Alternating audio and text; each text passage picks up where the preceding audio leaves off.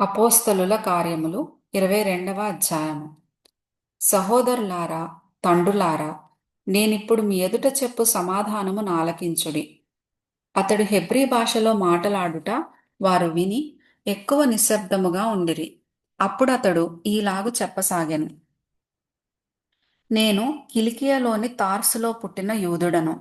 అయితే ఈ పట్టణములో గమలియేలు పాదముల యొద్ద పెరిగి మన పితరుల ధర్మశాస్త్ర సంబంధమగు నిష్టయందు శిక్షితుడనై మీరందరూ నేడు ఉన్న ప్రకారము దేవుని గూర్చి ఆసక్తుడనై ఉండి ఈ మార్గములోనున్న పురుషులను స్త్రీలను బంధించి చెరసాలలో వేయించుచు మరణము వరకు హింసించితిని.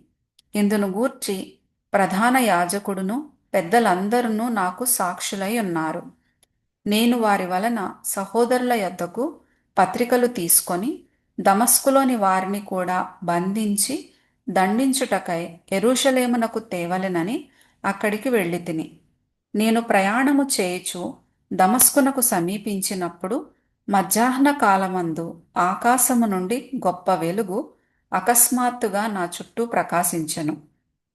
నేను నేల మీద పడి, సౌలా, సౌలా, నీవెందుకు నన్ను హింసించుచున్నావని నాతో ఒక స్వరము పలుకుట వింటిని. అందుకు నేను, ప్రభువా, నీవెవడవని అడిగినప్పుడు ఆయన, నేను నీవు హింసించుచున్న నజరేయుడనగు యేసును అని నాతో చెప్పెను. నాతో కూడా నున్నవారు ఆ వెలుగును చూచిరి గాని నాతో మాటలాడిన వాని స్వరము వారు వినలేదు. అప్పుడు నేను, ప్రభువా, నేనేమి చేయవలెనని అడుగగా, ప్రభువు, నీవు లేచి దమస్కులోనికి వెళ్ళుము. అక్కడ నీవు చేయుటకు నియమింపబడినవన్నీయు నీకు చెప్పబడునని నాతో అనెను. ఆ వెలుగు యొక్క ప్రభావము వలన నేను చూడలేకపోయినందున నాతో కూడా ఉన్నవారు నన్ను నడిపింపగా దమస్కులోనికి వచ్చితిని. అంతటా ధర్మశాస్త్రము చొప్పున భక్తిపరుడును అక్కడ కాపురమున్న యూదులందరి చేత మంచి పేరు పొందినవాడునైనా అననీయ అను ఒకడు నా యొద్దకు వచ్చి నిలిచి, సౌలా, సహోదరా, దృష్టి పొందుమని నాతో చెప్పగా ఆ గడియలోనే నేను దృష్టి పొంది అతని చూచితిని. అప్పుడతడు, మన పితరుల దేవుడు తన చిత్తమును తెలుసుకొనుటకును ఆ నీతిమంతుని చూచుటకును ఆయన నోటి మాట వినుటకును నిన్ను నియమించి ఉన్నాడు. నీవు కన్నవాటిని గూర్చియో విన్నవాటిని గూర్చియో సకల మనుష్యుల ఎదుట ఆయనకు సాక్షివై ఉందువు. గనుక నీవు తడవ చేయుట ఎందుకు? లేచి ఆయన నామమును బట్టి ప్రార్థన చేసి బాప్తిస్మము పొంది నీ పాపములను కడిగివేసుకొనుమని చెప్పెను. అంతట నేను యెరూషలేమునకు తిరిగి వచ్చి దేవాలయములో ప్రార్థన చేయుచుండగా పరవశుడనై ప్రభువును చూచితిని. అప్పుడు ఆయన, నీవు త్వరపడి యెరూషలేము విడిచి శీఘ్రముగా వెళ్ళుము. నన్ను గూర్చి నీవిచ్చు సాక్ష్యము వారంగీకరింపరని నాతో చెప్పెను. అందుకు నేను, ప్రభువా, ప్రతి సమాజ మందిరములోనూ నీ అందు విశ్వాసముంచువారిని నేను చెరసాలలో వేయిచు కొట్టుచూనుంటినని వారికి బాగుగా తెలియను. మరియు నీ సాక్షి అయిన స్టెఫను రక్తము చిందింపబడినప్పుడు నేను కూడా దగ్గర నిలిచి అందుకు సమ్మతించి అతని చంపిన వారి వస్త్రములకు కావలి ఉంటినని చెప్పితిని. అందుకు ఆయన, వెళ్ళుము, నేను దూరముగా అన్యజనుల యొద్దకు నిన్ను పంపుదునని నాతో చెప్పెను. ఈ మాట వరకు అతడు చెప్పినది వారు ఆలకించుచుండిరి.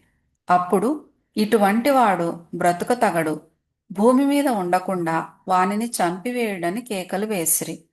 వారు కేకలు వేయిచు తమ పైబట్టలు విదుల్చుకొని ఆకాశము తట్టు దుమ్మెత్తిపోయిచుండగా వారతనికి విరోధముగా ఈలాగు కేకలు వేసిన హేతువేమో తెలుసుకొనుటకై సహస్రాధిపతి కొరడాలతో అతనిని కొట్టి విమర్శింపవలెనని చెప్పి కోటలోనికి తీసుకొని పొండని ఆజ్ఞాపించెను.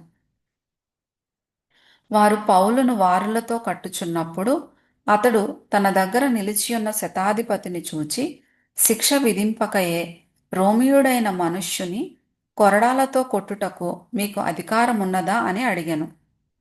శతాధిపతి ఆ మాట విని, సహస్రాధిపతి వద్దకు వచ్చి, నీవేమి చేయబోచున్నావు? ఈ మనుష్యుడు రోమీయుడు సుమి అనెను.